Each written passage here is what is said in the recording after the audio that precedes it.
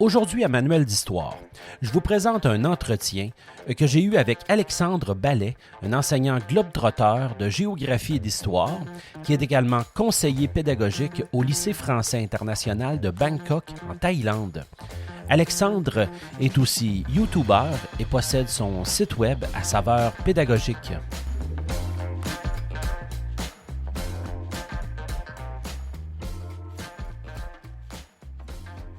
Cet épisode va vous permettre d'en apprendre un peu plus sur l'expérience d'un éducateur, mais aussi, bien sûr, il y a pour mission la formation continue via le médium qu'est le balado avec Balado Pédago. Et d'ailleurs, à ce sujet-là, je vous fais entendre la publicité de mes collègues.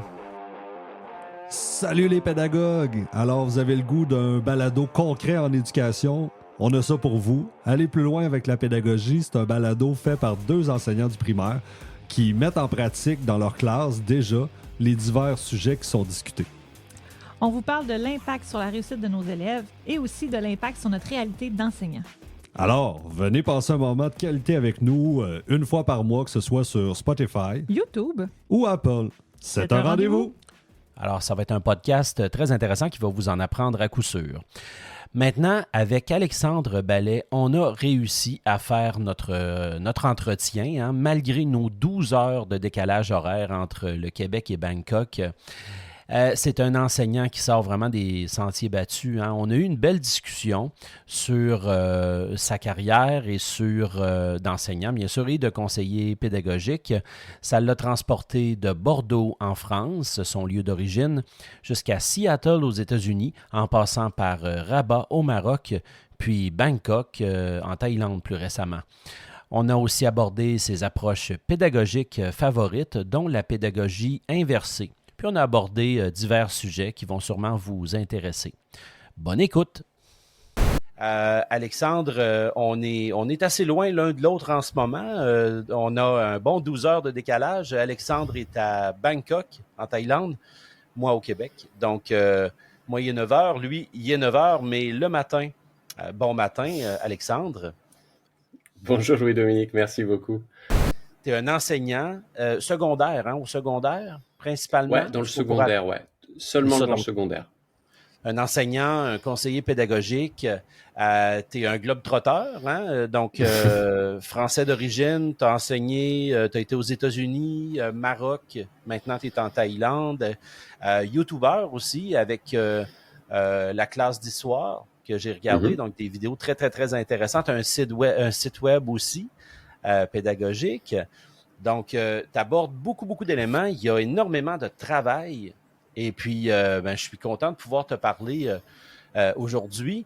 Écoute, j'aimerais ça qu'on puisse commencer avec ton parcours, Alex, de vie d'enseignant.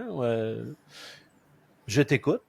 Ouais, merci beaucoup déjà de me recevoir, c'est super. Et je suis ravi de faire partie de ce balado avec toi aujourd'hui et faire ce petit bout de chemin ensemble. Alors moi, mon itinéraire, donc je suis professeur d'histoire-géographie en France. Et je viens du sud-ouest de la France, à Bordeaux. Et c'est là que j'ai commencé ma carrière d'enseignant. J'ai fait mes études à l'université, des études de géographie, et puis j'ai commencé la carrière là-bas. Puis j'étais remplaçant, et donc ça a eu un impact sur ma manière de travailler, parce que du coup j'étais dans plusieurs établissements, on aura peut-être l'occasion de revenir dessus. Et j'ai fait quelques années à Bordeaux, en France c'est le collège et le lycée. Donc tu vois, je sais pas comment on dit au Québec, mais par exemple, aux États-Unis, c'est grade 6 to grade 12, tu vois, c'est assez large, quoi, des collèges et lycées. École secondaire, nous, qu'on dit. Ouais, voilà. Donc, moi, j'étais à cheval sur les deux. Et puis, donc, j'ai commencé à enseigner là-bas, faire un petit peu de formation aussi. J'ai rejoint des groupes de formateurs à la demande d'inspecteurs académiques. Et en 2016, j'ai eu la chance d'aller rejoindre une école à Seattle, comme tu le disais, dans l'État de Washington. Une petite école, j'étais à peu près 400 élèves, ça s'appelle l'école franco-américaine du Puget Sound. Et c'était génial, quoi, de découvrir d'autres manières de travailler, des collègues américains mais avec des backgrounds différents et qui ont travaillé parfois dans d'autres pays. Donc c'était vraiment très très chouette. J'ai fait 5 ans là-bas à travailler avec dans des super conditions, tu vois, des petites classes, vraiment une vraie volonté de mettre le pédagogique en premier. Enfin, c'était vraiment vraiment chouette expérience. Et puis à l'issue de ces 5 ans, je suis parti au Maroc. J'ai rejoint un autre établissement, c'est un lycée français international, qui s'appelle André Malraux, à Rabat, capitale du Maroc. Et là-bas, bah, pareil, j'ai continué à enseigner dans le secondaire et j'ai eu une autre casquette qui était casquette ça s'appelle conseiller pédagogique. Voilà, c'est un petit peu ce que tu disais tout à l'heure. Alors c'est vrai que derrière ce terme-là, on peut mettre plein de réalités différentes, mais dans l'idée, c'était faire de la formation continue des collègues qui sont en poste, la formation initiale pour des collègues qui débutent aussi, vers de la veille, veille pédagogique, veille un petit peu numérique, tu vois, des choses comme ça, et vraiment être sur le terrain. Donc ça, c'était une très très belle expérience parce que pendant 3 ans, bah, j'ai pu travailler avec les collègues de l'équipe où j'étais et puis vadrouiller avec le sac à dos dans le Maroc pour aller dans les différents établissements.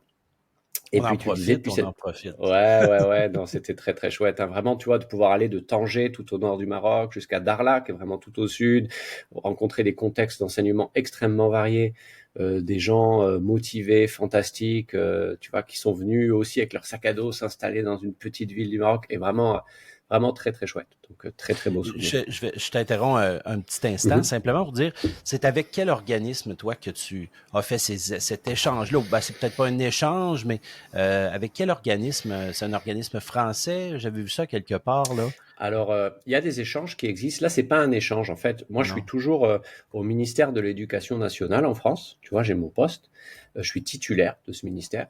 Mais je suis détaché par mon ministère qui m'autorise à aller travailler ailleurs. Et là, en l'occurrence, j'étais détaché pour travailler pour ces établissements-là.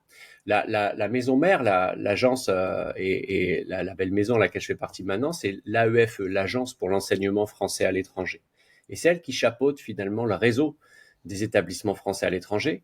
Et c'est gros parce que c'est tu vois, les établissements français à l'étranger, c'est 139 pays à peu près, je crois. C'est pas loin de 400 000 élèves qui sont scolarisés dans ces établissements et c'est environ 600 établissements dans le monde.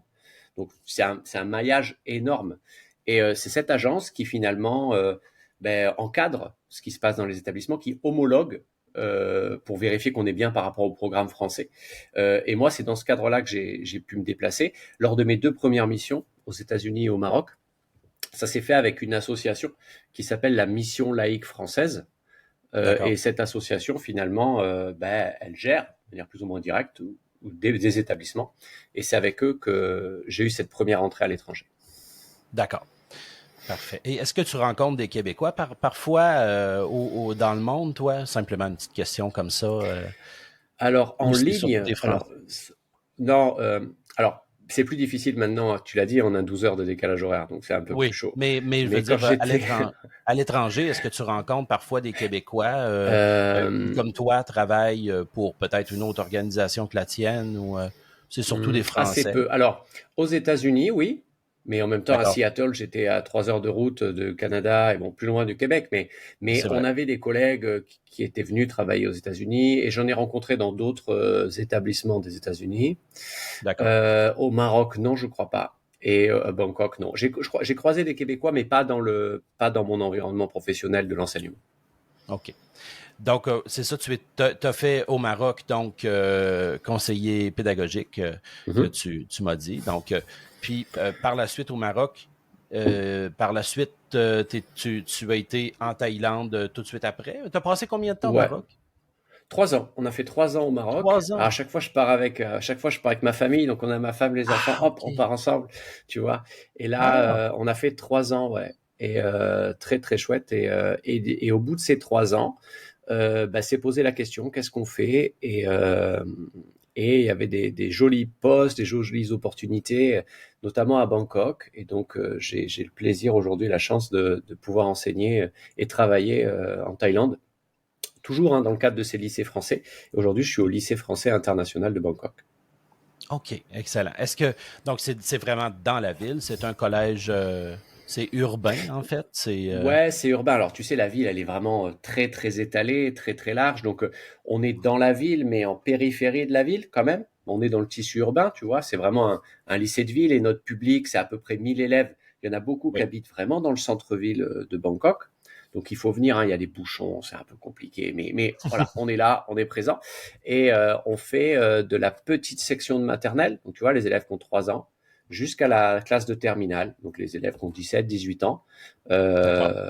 Et voilà, quoi. Et donc, c'est un chouette lycée aussi, et je suis très content de l'avoir rejoint cette année. C'est tout frais.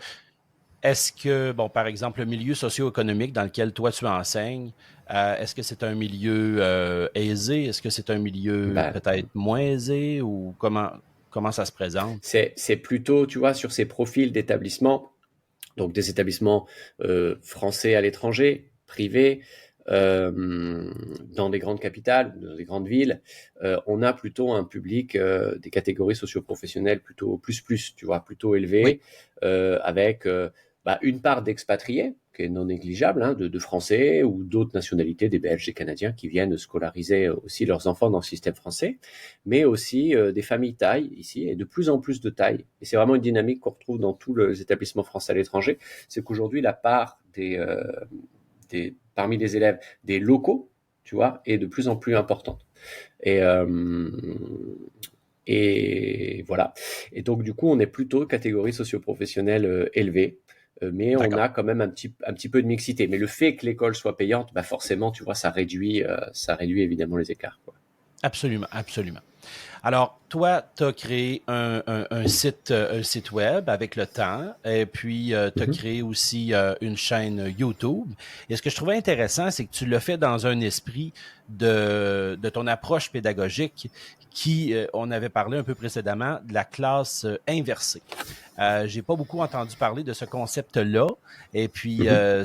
j'aimerais ça qu'on puisse élaborer un peu sur ce concept pédagogique-là, là, du côté pratique. Qu'est-ce que c'est que la pédagogie inversée? Alors, la pédagogie inversée ou classe inversée, en anglais, c'est flip classroom. Et il y a pas Oui. mal de littérature dessus depuis, je sais pas, peut-être une vingtaine d'années. Moi, c'est quelque chose que j'ai découvert en 2012-2013, je crois à peu près. Et en soi, c'est pas une révolution, c'est pas quelque chose de vraiment nouveau, mais qui a apporté un plus. Moi, dans ma pratique, pour faire très simple, la manière dont c'est généralement présenté, c'est on donne à la maison en autonomie un travail à faire avant la classe. Généralement, on dit que c'est des activités de bas niveau cognitif, tu vois, quelque chose de très simple, quelque chose qui ne doit pas être discriminant et creuser les inégalités, puisqu'on sait que l'école est quand même un endroit qui renforce les inégalités, en tout cas c'est le cas dans le système français.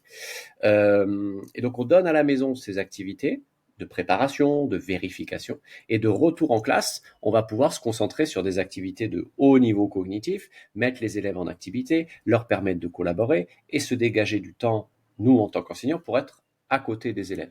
Tu vois, donc c'est vrai que sur classe D'accord. inversée, il y a eu pas mal de catchphrases, tu vois, des phrases un petit peu, et c'était l'idée de passer du face à face au côte à côte. C'est-à-dire que tu vas être vraiment dans la classe à côté avec les élèves. Donc OK.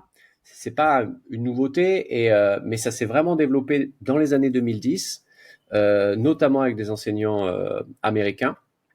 Et puis après, avec le développement des vidéos, je sais pas si tu te souviens de Salman Khan et la Khan Academy qui faisait ces petites vidéos de mathématiques essentiellement, c'est des OK. vidéos en ligne. Eh ben, pas mal d'enseignants ont commencé à produire du contenu.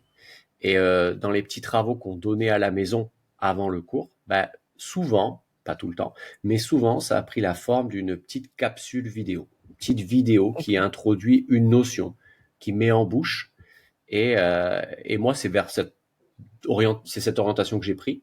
Et c'est là que j'ai commencé à bidouiller, faire des petites vidéos que j'ai mis sur la chaîne YouTube dont tu parlais. Sur la chaîne YouTube, oui. C'est très intéressant d'ailleurs, une belle présentation homogène. C'est vraiment intéressant. Là, donc, tu commences avec ça, tu leur envoies cette information-là. Les élèves vont chercher les informations et toi, tu arrives un peu comme un guide par la suite en classe ou tu n'es pas nécessairement le donneur magistral, par exemple.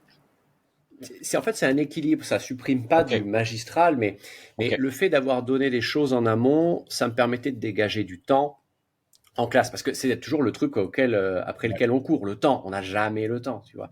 Donc, Hmm. je vais prendre le temps là où c'est important. Et là où c'est important, c'est que les élèves manipulent, les élèves produisent, les élèves posent des questions, que je puisse y répondre, que je puisse recadrer, donner des rétroactions.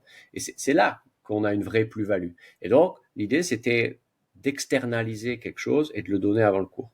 Donc, très concrètement, il y avait cette petite vidéo, par exemple, associée à un petit questionnaire, et il répondait à 5, 6, 7 questions, qui sont, encore une fois, des questions simples, tu vois, de prélèvement d'informations. Oui. Et moi, ça me permettait, quand les élèves rentraient en classe, déjà, je savais qui avait fait ou pas le travail. Ça, c'est déjà un gain de temps. Et ensuite, Oui, la qualité, tu vois. Donc, d'un point de vue quantitatif, je savais si c'était fait ou pas. Et d'un point de vue qualitatif, je pouvais voir si les réponses avaient été bonnes ou pas. Et du coup, de d'accord. retour en classe, je pouvais réinsister là où ça n'avait pas été bon, de dire, ah, attention, regardez, vous avez vu ça, on a vu ça, bam, bam, et essayer de corriger presque, tu vois, et de repartir du bon pied pour que la séance, finalement, on soit tous sur un pied d'égalité ou presque pour entamer notre séance. OK, c'est intéressant. Vois-tu, quand il est arrivé la pandémie, il y a quelques années, on a été un peu tous obligés d'aller un peu vers peut-être pas cette pédagogie-là à 100%, mais une partie à tout le moins, pour beaucoup d'enseignants comme moi, qui actuellement, je suis un peu ancien, là, ça fait presque 25 ans que j'enseigne, mais c'était la première fois qu'on se servait un petit peu de l'enseignement à distance ou même des technologies. Alors, ça me parle un peu là, ce que tu abordes là, dans cette pédagogie inversée là. C'est très intéressant. Puis d'ailleurs, je vais mettre dans la description de la vidéo, je vais pouvoir placer les liens là, vers ton site YouTube et ton site Internet là. Donc les gens pourront avoir une idée là, de comment quelle approche tu vas utiliser. Non, c'est intéressant. Puis il y avait un autre élément aussi que tu abordais, c'était l'enseignement, dans le fond, les pédagogies coopératives. Mm-hmm. Est-ce que tu voudrais me parler un petit peu de cette autre approche-là, là? Comment toi tu l'abordes, qu'est-ce que tu entends par pédagogie coopérative? Alors, pédagogie coopérative, du coup, tu vois, la classe inversée dont on parlait, c'est quelque chose qui est une porte d'entrée. En fait, je me suis dit, waouh, on peut faire des cours différemment. Parce qu'en fait, je reproduisais dans les premières années de ma carrière un petit peu ce que j'avais vécu presque comme élève, tu vois. Et, euh, et je me suis dit, on peut faire différemment. Et en fait, en voyant qu'on pouvait faire différemment, j'ai commencé à lire un petit peu des didacticiens, mais aussi des pédagogues, des chercheurs, voir un petit peu ce qui se passe. Et je suis tombé sur des travaux de plusieurs personnes, et notamment un qui m'a beaucoup inspiré, qui est enseignant-chercheur en France, à Montpellier, qui s'appelle Sylvain Connac. Et Sylvain, il a fait pas mal de bouquins sur justement ces pédagogies coopératives. Alors, c'est l'idée, ça repose en gros sur l'idée que les élèves apprennent mieux, différemment lorsqu'ils travaillent ensemble, de manière structurée, de manière solidaire. Et l'idée, c'est vraiment d'avoir la coopération comme levier d'apprentissage, construction de savoir commun, mais aussi savoir-être. Tu vois, on apprend à vivre en société, à faire société. Et c'est pas moi face à mon travail, mais c'est moi et les autres, et on fait des choses ensemble. Alors ça va se manifester avec de l'aide, avec des dispositifs d'entraide, avec parfois des dispositifs de tutorat, tu vois, entre élèves. Mais il y a une vraie réflexion sur ces pédagogies-là et sur le travailler ensemble, apprendre ensemble. Et ça, c'est des trucs qui m'ont inspiré. Et du coup, une fois que j'avais mis les pieds dans ce dispositif de classe inversée, j'ai découvert ça, je fais, mais c'est trop bien. Et donc, j'ai essayé de tâtonner à mon niveau, tu vois, à mon échelle, dans ma classe. Parce qu'on fait quand même un métier, bon, on fait partie d'une équipe, mais on est quand même un peu métier solidaire, tu vois. Dès que tu as fermé la porte de ta classe, bon, c'est ta classe. Donc, j'ai essayé, j'ai tâtonné un petit peu. Parfois, j'ai rencontré des super collègues avec qui on a pu mener en place des dispositifs. Dans l'Académie de Bordeaux, on avait fait des trucs super dans un établissement où j'ai travaillé. Pareil, aux États-Unis, j'ai pu faire des petites choses sympas. Donc voilà, c'est des choses qui m'ont inspiré pour travailler et développer d'autres compétences chez les élèves. D'ailleurs, quand tu parles de ces choses-là sympathiques, est-ce que tu pourrais me donner un petit exemple d'un exemple d'un projet que tu as fait, qu'on pourrait expliquer brièvement là, d'un petit Mhm. projet coopératif? Alors, par exemple, un des premiers trucs que j'avais fait, que j'avais découvert, c'est ce qu'on appelait des marchés de connaissances. Et c'est dans la littérature, ils appellent ça, je crois, réseau réciproque de savoir, quelque chose comme ça. Et donc, c'est l'idée que euh, personne ne sait tout, mais tout le monde sait quelque chose. Et donc, on va créer un dispositif dans lequel les élèves, finalement, vont apporter quelque chose qu'ils savent, avec qui ils sont. Tu vois, c'est pas forcément du disciplinaire. Moi, je suis prof d'histoire géo. C'est pas forcément, allez, on va faire un marché sur l'Empire romain ou un marché sur Napoléon. tu vois. Mhm. Mais moi, en tant qu'individu, moi, en tant qu'élève, je peux apporter ça. Et j'ai envie de vous partager ça parce que j'aime, je sais pas, les mangas. Moi, j'aime la cuisine. Moi, j'aime le skateboard. Moi, je sais faire tel truc. Et en fait, c'est des moments où chacun va pouvoir partager ce qu'il fait face à ses camarades. Alors, c'est pas frontal, c'est pas l'élève face à toute la classe. C'est comme un marché, en fait, tu vois, avec des petits stands. Et les gens circulent et viennent voir. Ah ouais, tu fais les mangas, vas-y, fais voir, explique-moi. Et donc, il explique. Après, on va voir le copain qui fait le skateboard. Et, euh, et du coup, on a une vraie circulation de la connaissance. Les élèves partagent, échangent, apprennent à se connaître. Ça, en début d'année, fantastique pour des élèves qui ne se connaissent pas. Et on crée une vraie solidarité, on crée une vraie ambiance finalement dans cette classe. On apprend à se connaître. Et c'est un bon point de départ pour travailler ensuite avec les élèves. Puis ensuite, tu as plein de dispositifs qui existent. Tu as des jeux coopératifs, tu as du travail pour monter en compétences avec les ceintures de compétences. Et dans les pédagogies coopératives, on s'en inspire aussi. Voilà, il y a plein de choses. Et moi, j'ai essayé de toucher un petit peu du doigt toutes ces choses-là. Très intéressant. Très intéressant. Et il y a un aspect, c'est un aspect qui touche vraiment toute la société en ce moment, notamment avec tous les changements politiques, sociopolitiques, ce qui se passe aux États-Unis, ce qui se passe avec Elon Musk, avec, pour pas le nommer, l'intelligence artificielle. Hein. Donc, ça, c'est quelque chose depuis quelques années. Hein. Je crois que tu te penches beaucoup là-dessus. Peut-être que tu as des réflexions par rapport à ça. En tout cas, une chose est certaine, c'est que on peut pas vraiment l'éviter en tant qu'enseignant. Moi, je sais que je dois apprendre aux élèves à vivre avec ça, à dompter un peu la bête. Comment toi, tu vois ça, cette intelligence artificielle-là, en tant que conseiller pédagogique et enseignant? J'aimerais t'entendre là-dessus. Eh ben, elle est là. L'intelligence artificielle, tu vois, les intelligences artificielles, elles sont arrivées sur le devant de la scène publique. Alors, ça fait longtemps qu'elles sont là, hein, mais et même qu'on les utilise, hein, tu vois, sur l'écriture sur nos téléphones où ils devinent le mot d'après, tout ça. Mais avec l'arrivée sur le marché de ChatGPT, bah, tout le monde l'a découvert. Avec cet effet waouh, genre waouh, c'est magique. Et puis en fait, on se rend compte qu'il faut apprendre à comprendre comment ça marche. Et non, c'est pas magique, c'est essentiellement des mathématiques en fait. Mais mais c'est super parce que ça ouvre un champ des possibles fantastique. Donc, dès que ça a été lancé, ça a été mais qu'est-ce qu'on peut faire nous en tant qu'enseignants ou en tant que conseiller pédagogique avec ça? Et forcément, on tâtonne, on découvre, on essaye. Des fois, c'est rigolo parce que l'IA, elle hallucine et elle t'invente des trucs. Des fois, tu te dis qu'il y a une vraie force et on va pouvoir l'utiliser pour enseigner. Les élèves vont pouvoir l'utiliser pour apprendre. On va pouvoir adapter nos activités là où ça nous prend parfois du temps. Par exemple, je disais tout à l'heure, on court toujours après la montre. Par exemple, différencier les activités, s'adapter au profil des élèves, c'est hyper chronophage, ça prend du temps. Là, on a un outil qui éventuellement peut nous aider à aller vers une école plus inclusive, même si c'est pas une baguette magique, ça va pas résoudre tous les problèmes, parce qu'il y a plein d'autres facteurs à prendre en compte. En tant qu'élève, ouais, ça va m'aider à peut-être faire mes fiches de révision, m'aider à travailler sur des plans d'une dissertation. Maintenant, c'est comment nous, en tant qu'enseignants ou en tant que conseiller pédagogique, on forme, on encadre, on montre comment ça marche. Déjà, on explique du point de vue technique. Et puis, on montre les biais qui peuvent exister, les écueils qu'il faut éviter aussi lorsqu'on va les utiliser. Et ça, c'est des étapes qui sont extrêmement importantes à mon sens. Maintenant, il y a tout à faire. Et c'est très difficile, tu vois. Et là, je mets la casquette conseiller pédagogique, mais suivre ce qui se passe, ça va à une vitesse que c'est très, très dur. Tu vois, tu dois designer une formation sur l'intelligence artificielle. Donc, tu commences à faire ton truc, tu as tes objectifs.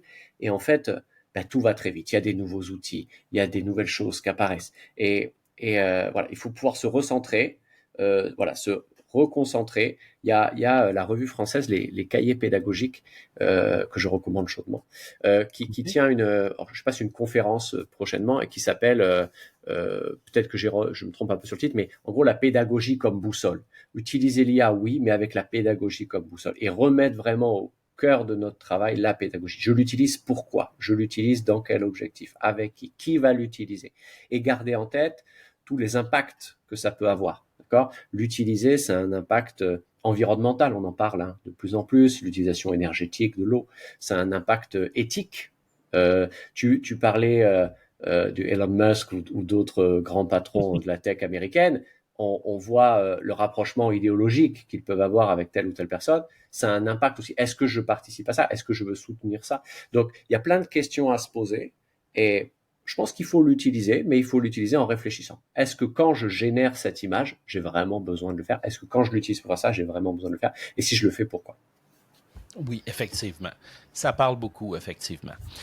Dans l'enseignement de la géographie et de l'histoire, toi, bon, est-ce qu'il y a quelque chose, bon, quelque chose qui, pour toi, dans l'approche de tout ça, qui est vraiment primordial, je veux dire, avec les jeunes, là, y a-tu une façon d'agir, une manière de voir ça, de concevoir ça, qui, pour toi, est hyper important? C'est une valeur, là, en tant qu'enseignant, là. C'est super difficile comme question. Et le métier d'enseignant, c'est un peu, tu sais, les équilibristes sur un fil là, qui traversent entre genre le Grand Ah Canyon oui. sur un fil là. Voilà, ça c'est nous en fait. Et on est Ah oui. là et on est attaché, mais bon, pas totalement. Et en fait, on est toujours sur cette tension et toujours au bord du précipice. Et on C'est a des vrai. programmes. Il faut qu'on arrive à faire ces programmes. On a plein de textes qui se superposent. On est dans notre classe, mais on fait partie d'une équipe. Cette équipe est un établissement qui a son propre projet, tu vois. Et on n'est pas un électron libre. Et en face de nous, on a un public, une matière vivante qui est différente chaque année selon les niveaux, les âges, etc. Donc c'est très compliqué. Mais si on devait Mm. peut-être se recentrer sur un truc, c'est vraiment comment préparer les élèves au monde de demain.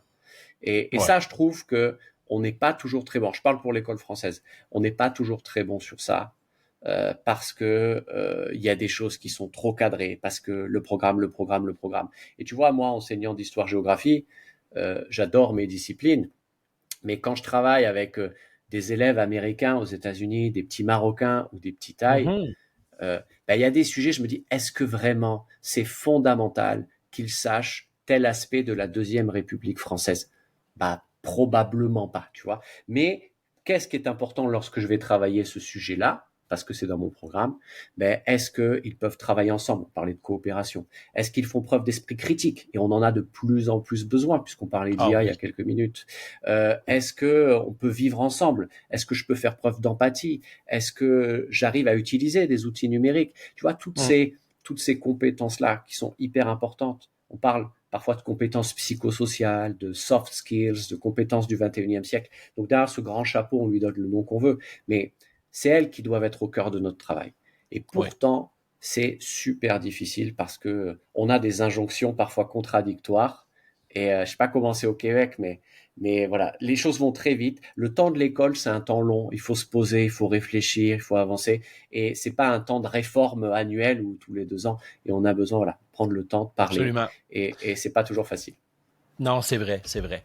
Est-ce que vous vivez aussi la fameuse pénurie de main-d'œuvre? Je pense que ça doit être mondial, ça, cette pénurie de main-d'œuvre-là, oui.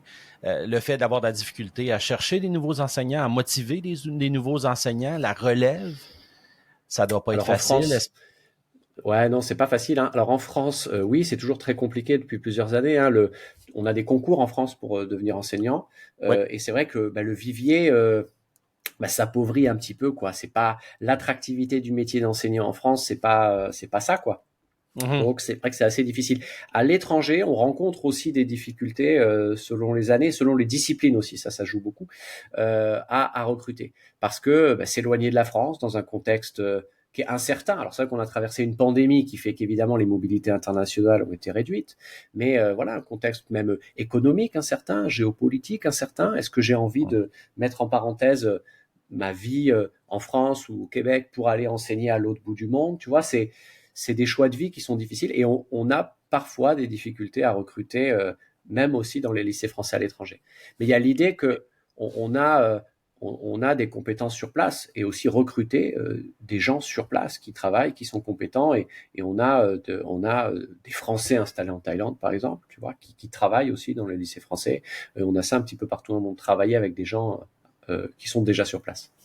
Est-ce que tu vois aussi, je suis curieux parce que nous, il y a une problématique aussi, on dirait qu'il y a un désengagement un peu par rapport à l'enseignement, par rapport le tissu social qui s'effrite un peu, c'est-à-dire l'enseignement prend une place moins importante ou l'engagement de l'élève face à son enseignement. Est-ce que tu remarques une espèce d'effritement, toi, depuis quelques années ou je sais que nous autres ici, on le remarque beaucoup. C'est sûr que moi, j'enseigne dans un milieu très défavorisé, mais tu sais, par rapport à les jeunes, je peux peut-être dévier ma question en disant les jeunes, est-ce que tu vois qu'il y a comme une espèce de désengagement par rapport à la motivation, une amotivation, ou tu le remarques peut-être?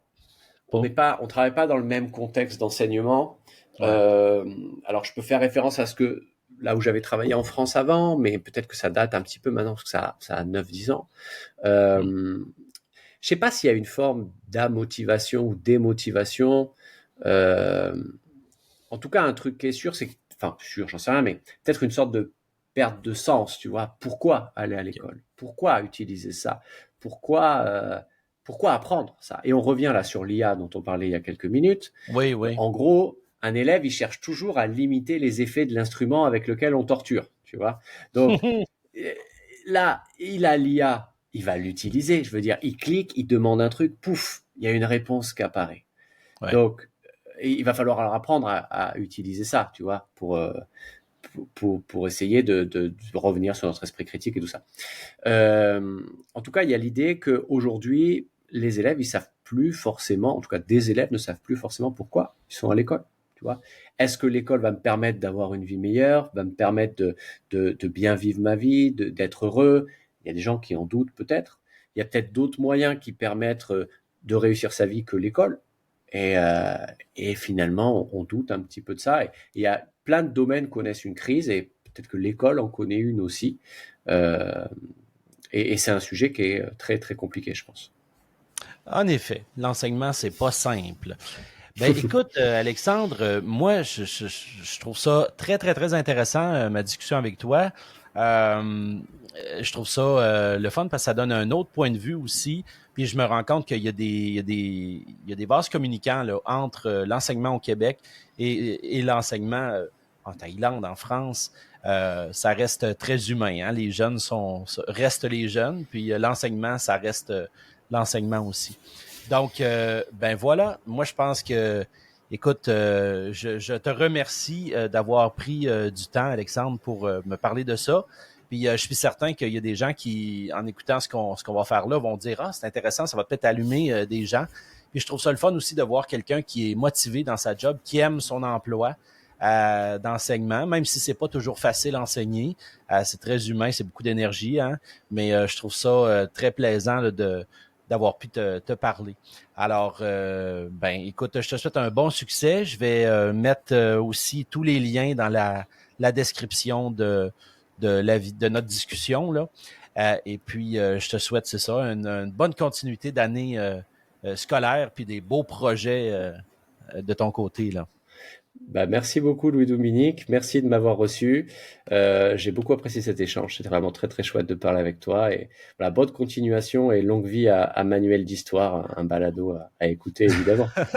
Très gentil, merci beaucoup et bon début de journée à toi. Merci beaucoup, à bientôt. À bientôt. Après cet entretien-là, fort agréable avec Alexandre, je me rends compte que peu importe où on enseigne, ben, ça va rester des humains et que les enjeux restent relativement les mêmes. Bon, c'est sûr qu'il y a des enjeux au niveau de la provenance socio-économique, par exemple, des jeunes, mais les approches pédagogiques demeurent sensiblement pareilles. Et puis, c'est juste beau de voir à quel point il y a des gens qui peuvent être passionnés, puis aussi la possibilité de voyager dans le monde avec ce métier-là.